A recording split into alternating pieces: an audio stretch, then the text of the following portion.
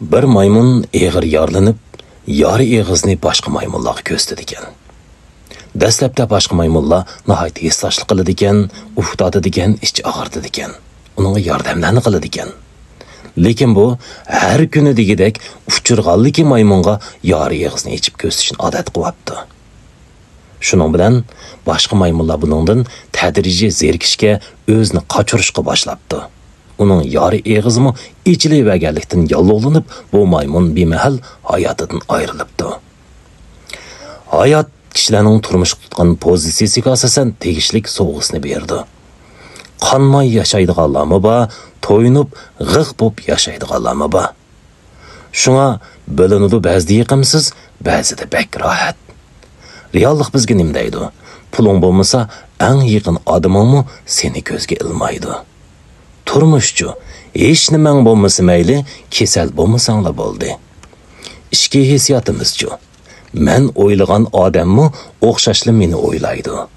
Men voz kechalmagan odammi o'xshashli mendan voz kechalmaydi undaydi. Ammo bu tuyg'u sabablik hayron qilishlarga.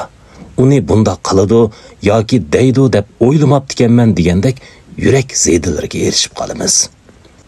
Esingizda bo'lsinki, ba'zi kishilik munosabat va ishonchlar beliqqa suv bo'lmasa bo'lmagan bilan suvga beliq bo'lmasa hech ish bo'lmaganga o'xshaydi. Shunga kishi o'z hayotiga o'zi ega bo'lish kerakki, har kimlardan har nimani tamoq qilish, tayinib yashashdan saqlangulik. Hattoki bir kimlarning o'ziga kulimsirab qarshig'imi ham. Kulganda ha kuldi deng.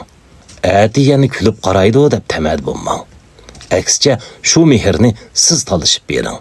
Ilik olsa hurmatini topar, olmasa shu hurmat sizga qaytib kelar. Tirishib yashang. Mayli qandoq kun ko'rishdan qat'iy nazar, oq ko'ngilligingiz va minnatdorligingizni birga ilib mening hurmat o'z agishidir.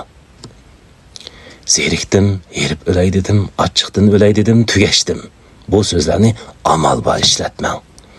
Tilingizdan chiqqan so'z taqdiringizni belgilab qo'ydi. Azob o'qib bitingizni boshqalarga so'zlayversangiz, kechiring. So'zlagan siri sizni qoqishtirayotgan shu muhitdan chiqib ketolmaysiz. Dastlab boshqalar hissashli qilgan bilan bara-bara sizdan o'zini qochirdi, zerikidi. Chunki ularni kulib turgan bilan o'ziga tushliq dardi va hasrati g'emi bor. O'xshamaydigan yeri u hayotga, turmushga sizga o'xshash muomala qilmadi xolos. Salomat bo'linglar, kelar sonni ko'rishaylik.抖音